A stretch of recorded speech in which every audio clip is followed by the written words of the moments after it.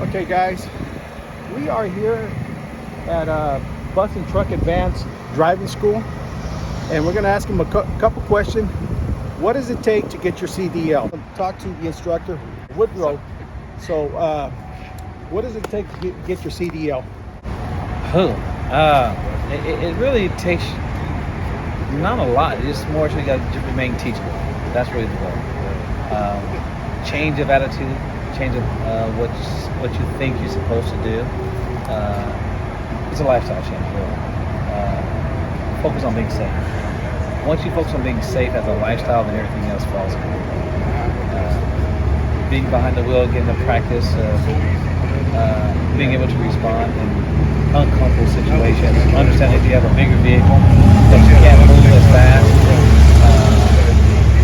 And once you adapt that process, you can pretty much anything. So, what type of equipment do you guys use for the students? So we do 10-speed manuals, we have automatics, we have day cabs, we have sleepers, 28-footers, 48s, we also have 53s, as well as flatbeds. Okay. So these are the trucks right here, the 28-footers, the flatbeds, and they mentioned 53-footers. So did you put the new guys with the 53 in the beginning, or you start them out with the 28? We start them off with the 28s, just so they can control the size of it. But once they get comfortable with the size and the traffic checking and turn their heads, then we'll put them on something more larger. Yeah, because I know I've seen you guys a lot out there. I got to honk the horn. Not that I'm getting mad at you guys, just, hey, student driver, just, starting his career, and not everybody makes it as a truck driver, you know. So what is as far as students, do they all graduate for the most part, or do some of them drop out, or? Many drop out. Okay. Largely because the idea of what it takes to become a truck driver, or what they figure they can drive a car, they can drive a truck. So the transition from learning to drive a car to a truck, sometimes between it you get frustrated and then realize the challenge is a lot greater. Yeah. And then they just choose to drop out. Okay. And then how long is the program? We give you up to 8 weeks. Okay. Oftentimes it takes longer. How many hours in the class? So it's 4 hours minimum. Okay. So we do a combination of classroom and then behind the wheel. Our focus is to keep the classes small. So we keep no more than 2-3 people in at a time, so that way we can really focus on quality and make sure that they actually are learning.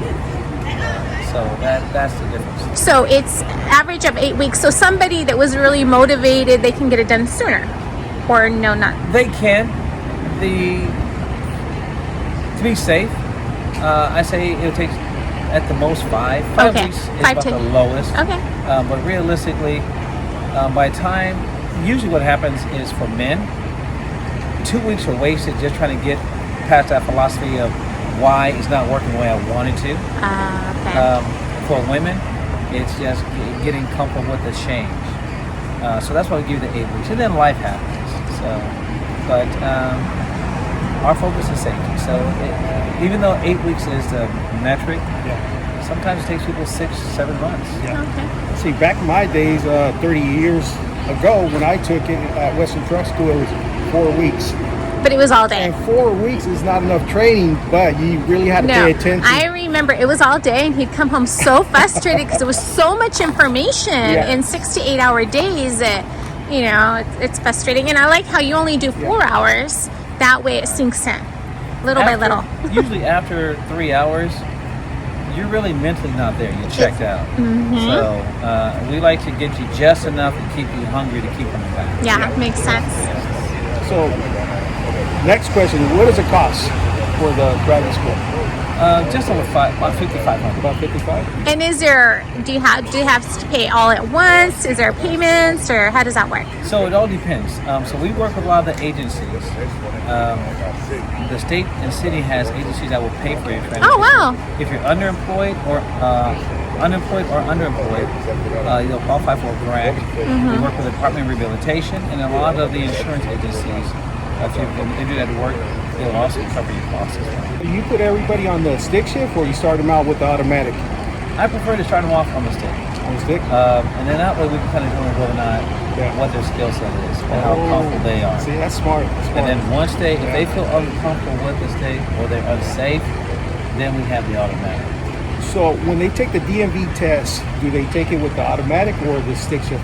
It all depends on where they are. So because the industry is transitioning to automatics, we're getting more people who prefer to do the automatic. But we do have a lot so we do both. Yeah, so will that affect on your driver license? Is it automatic endorsement or? It's a restriction. Restriction. So once you, and then once they get the comfortability of driving with the automatic, we do invite them to come back.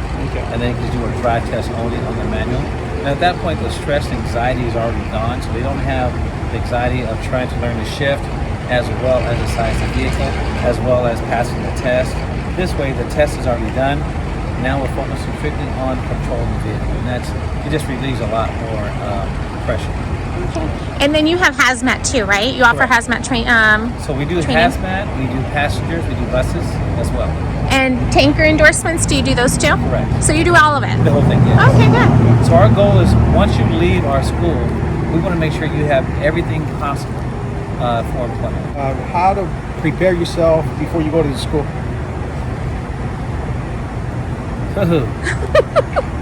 Learn to be teachable. Challenge yourself to be teachable, to do things that you're not accustomed to normally doing.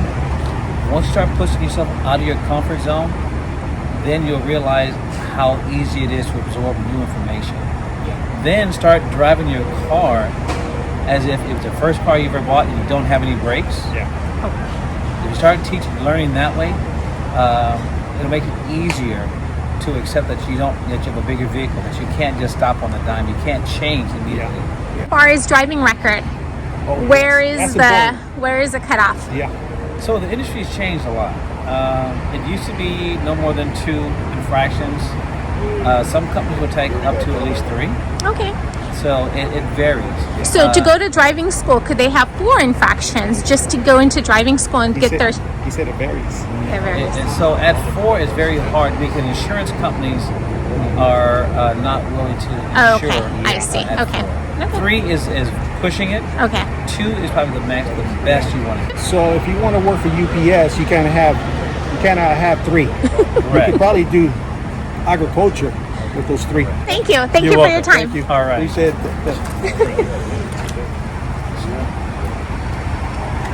Can I ask you a question? Ask you a question? Yes, sir. Okay. I'm sorry. What is your name? Dupree. Okay. And this is how long you've been training to drive a semi truck? I want to say since May of 2023. Okay.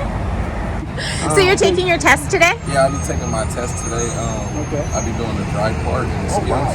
And the back end skills. Okay. So are you going to do automatic or are you going to do standard? I'm going to be doing automatic. Okay. Yeah, I think that's a little better for me. Yeah. So it's automatic. So who do you want to work for after you get your Class A? What's your goal? Because there's so many different kind of type of careers you could do. I mean, there's a stack of careers out there. Right. Well, my experience I know is going to be kind of limited to what I can do. But once I get the experience, I want to drive for a good company, big company. Okay. When I take care of the employees, good trucks, good safe trucks. I've been hearing a lot of employers having their employees drive, kind of some rinky-dink trucks. So I want to be safe on the road, so I'm looking for those type of. Do you want to stay local or long haul? I want to stay local. Local? Yeah. And what type of equipment you want to? What type of work do you want to do? There's freight, flatbed. There's LTL. LTL is less than a load, so you're doing various stops in a day. UPS is more like I should say FedEx. FedEx more LTL. Pulling a set of doubles. I mean, there's so many different type of equipment out there. Man. Right. I mean, I would like to do like freight or like flatbed. I got a brother right now actually just got a job doing flatbed for Home Depot. Home Depot? Okay. So maybe I can probably get in over there too for the time being.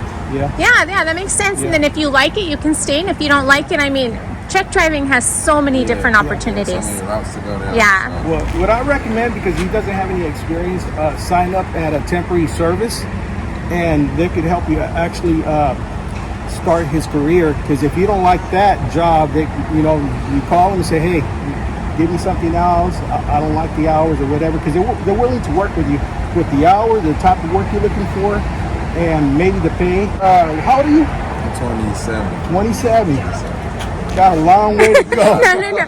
But the good thing, back to working at a temporary service. The good thing about doing that is you can try different types of work, and it won't affect your job history because it's still at the temporary service. Like you can do flatbed, tankers, LTL, just to see what you like. Because if you go out to the general public and you don't like it after a week, you quit. That's going to show up on your resume. Not only a week, they got to do a background check. Well, a yeah, drug but that's- test, and it takes them almost 3 weeks to get a job. Over here, you can quit overnight and start the next day if you don't like that job. Yeah. But it helps you get your experience, because a lot of companies out there, they want you to have 1 year of experience under your belt, or maybe 2.